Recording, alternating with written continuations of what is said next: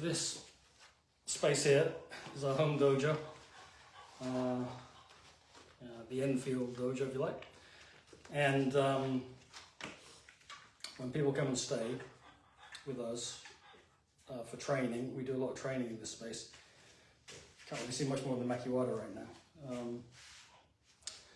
But already this year we've had a number of visitors from Europe, across the United States, staying anywhere from, I think the longest stay we had someone staying was 3 months, and that person was on a instructor training program. But typically when people do uchideshi training, they stay for anything from 1 to 4 weeks. In fact, we actually put a cap on it at 4 weeks in the beginning until we get to know people.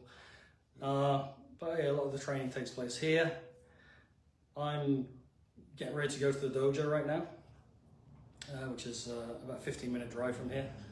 And on Fridays, we have instructors teaching classes starting around about 4. And I'm going to go in and I'm going to teach the last class of the day, which is going to be a advanced youth black and brown belt class. But just before I go in, I just usually like to do something in the dojo here, the home dojo. So I was just going to hit the Makiwara a little bit and share that with you. Not the most exciting in the world, not the most exciting thing in the world to watch, but anyway, if you're here with me, we can watch it, do it together. It is pretty warm in this dojo right now. I don't know whether you use Fahrenheit or centigrade. It's always like 87. It's quite warm. It's quite a warm day.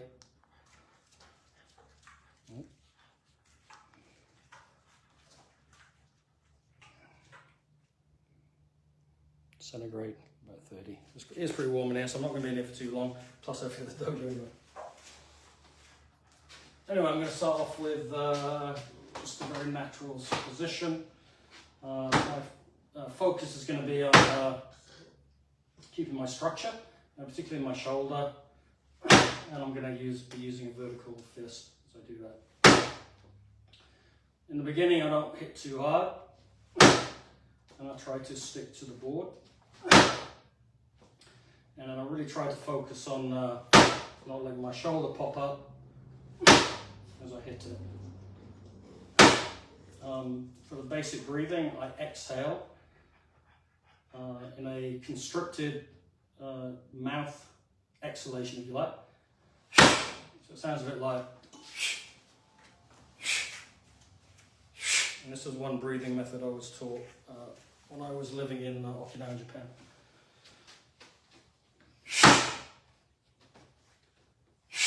Notice I'm not using a hikite with this hand, I'm not pulling the hand back. And I'm also not using a lot of rotation. I'm just relying on the focus of the trendy word, damaku. I'm tightening this area, basically my hips, waist, and higher torso here. As I hit, so I can really stick, and I don't feel like I get the shock back into me, it goes back into the target. I can practice just leaving this hand down and dropping this hand down. I usually quite like to start that way. Or I can bring the guard up and return the guard. But for now I'm just going to do this. I'll switch the other hand. Hit my alignment. Not hitting too hard in the beginning. And trying to stick.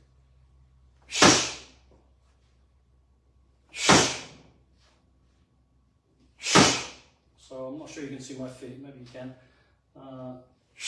Right now my feet are planted on the floor. But what I do sometimes is let the back heel come up. And when I do that, we get a little bit more natural waist rotation. But it's not the kind of rotation where 50% of my body goes forward and 50% back. I put the rotation to the front hip, so more of my weight goes into the punch and not half of it back that way.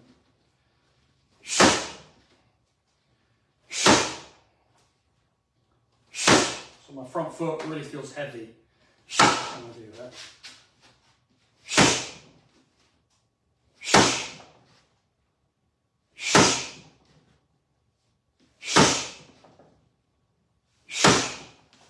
I'm not going to spend too long on any one punch. Another thing I like to do is try to work on the extension from the shoulder.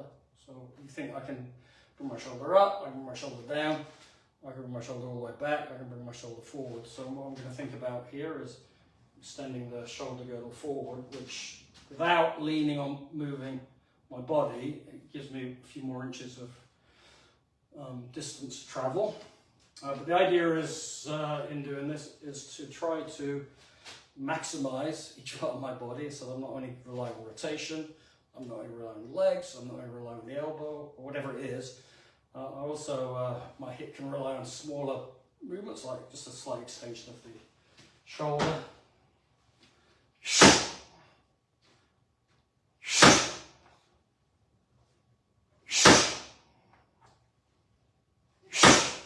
With the other hand. It's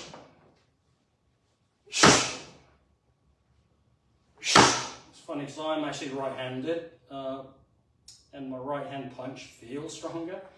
But when I hit the Makiwara with my left, the whole floor shakes, and I got these things on the ground. In fact, these create a lot of comments in our videos. These are sake bowls. So they're sake bowls. They're filled with sand. And I learned about these when I lived in Japan, and the sumo, the rikishi, the sumo wrestlers, the rikishi, they tended to use these for the grip strength, forearm strength, just like this. And they're not that heavy, but they're quite slippery. And actually, we do a lot of repetitions to get a really good workout for the arms, forearms and grip and wrist. But anyway, I have these on the floor, and when I hit with my left, they tend to shake. If I hit my right, they shake a little bit less. I'm not sure if you can hear them, but anyway.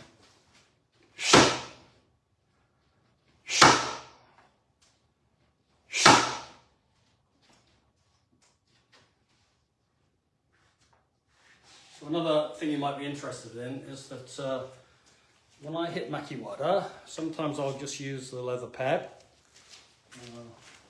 Here it sounds different. It's a bit more of a crack. Or sometimes I'll even just hit the wood. But I'll also spend, in fact that's what I'm doing right now, is I'm spending quite a lot of time every time I hit using this little piece of rubber. So it's quite resilient. But the sense is that when I have something soft on the target, it's a bit more like hitting a body that's surrounded with muscle. When I hit the wood, straight away I penetrate and then bounce off. But when I hit here, it's actually quite challenging to penetrate through there and hit to the wood. So that, to me, somewhat simulates hitting through a layer of muscle and penetrating through to the bone, or trying to get your shot moving through to the center mass of your opponent's body, if you like. So I really recommend doing that sometimes. When you use Makiwara, yes, get comfortable with your Makiwara, but also change it up from time to time. Use other people's Makiwara, put different surfaces on it. Anyway, I'm going to have to go to the dojo soon, so just a little bit longer. So I just stick that under the leather, so it's between the wood, between the post and the leather. And it's quite, like I said, it's quite difficult to penetrate. I don't know if you can hear the difference. That's not penetration. That's just bouncing off. When you penetrate, I can feel it right into my knuckles. I can feel they've gone through the target, or through the rubber rather, and it feels like I'm punching it against the wood again. So again, it's quite a nice way to test your punch.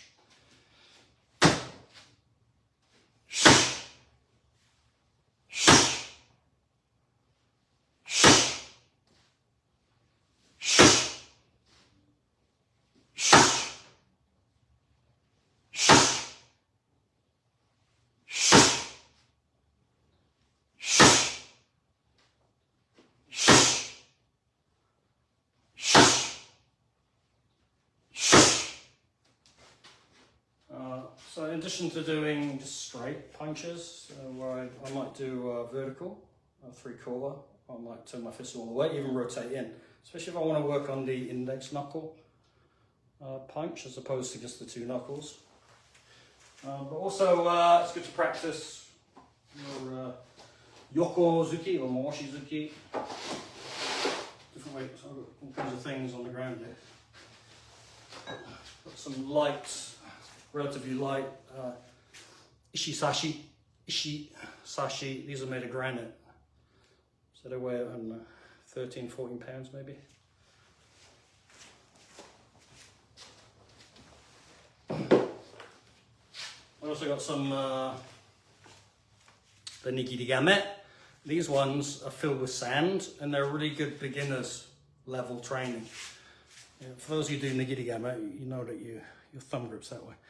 But I also have some, which is quite funny.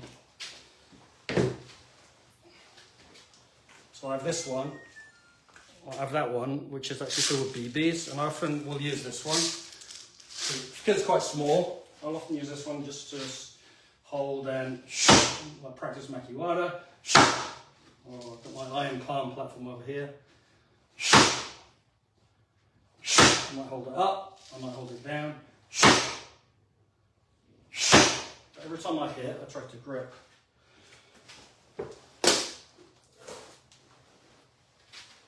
I have a wide grip one. This is actually quite heavy. It's like my hand is struggling to get around this, so it's filled with BB. It's quite heavy.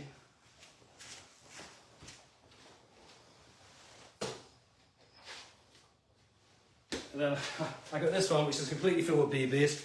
And it's quite funny because when people come to train, most people have a little bit of trouble lifting this one. Again, it's like filled with BB, so I don't know, probably weighs 30 pounds, 35 pounds.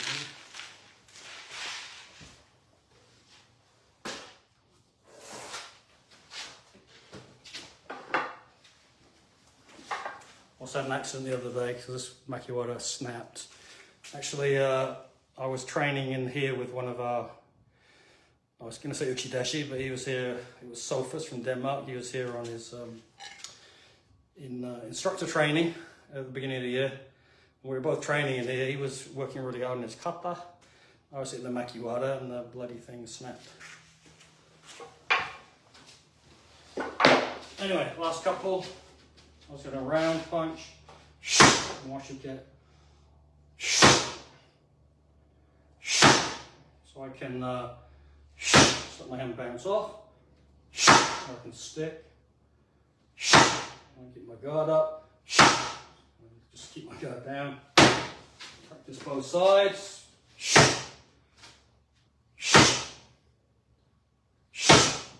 To make it a bit more of a furizuki, more a bit like in like sepai. So I'm not so sideways on to the target. Anyway, I'm going to have to get going. I'm going to get the dogs ready. We're going to go to the dojo. Get ready to teach a class, and please leave a comment if you're watching or you watch after. This will be up on Facebook. Any questions you have, let me know, and thanks for watching.